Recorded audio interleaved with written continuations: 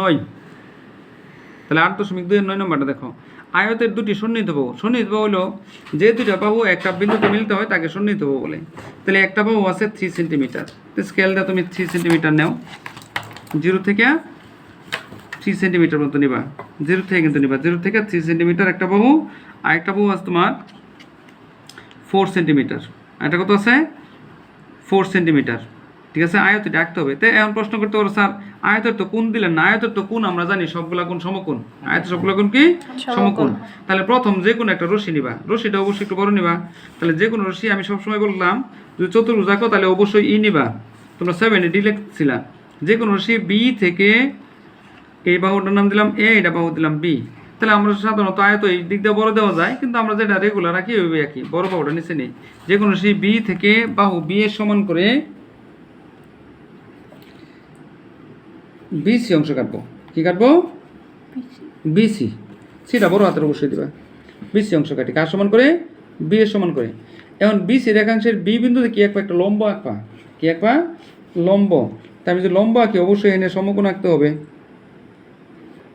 এই দিলাম, একই মাপের দিকে একটা বৃত্ত দিবা, এখানে বসে আসে এদিকে একটা দিবা, তো এটা যোগ করে বর্ধিত করো।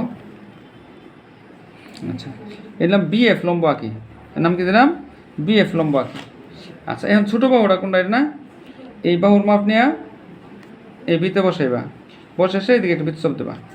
বৃত্তচাপটি পরস্পর এই বিন্দুতে ছেদ করেছে। তাহলে আমি তো বাহু পাইছি, এই বাহু যেহেতু এটি পাইছো এটা এদিকে আইকে দিবা, সিতে বসে এসে এদিকে দিবা।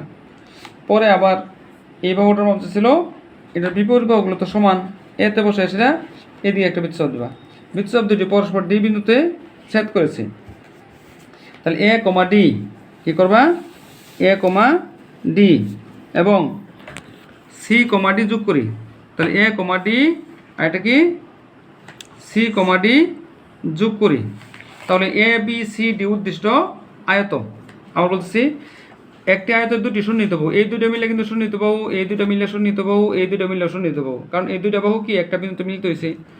তাহলে একটি আয়তের দুটি সন্নিহিত বাহু এ ও বি দেওয়া আছে, আয়তটি আঁকতে হবে।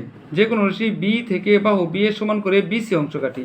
বিসি রেখাংশের বি বিন্দুতে বি এফ লম্ব আঁকি।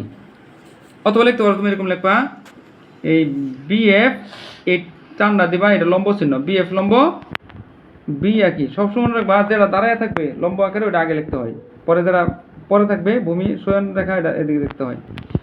আচ্ছা, পরে এ ও সি কে কেন্দ্র করে যথাক্রমে বি ও এ সমান ব্যাসার্ধ নেই।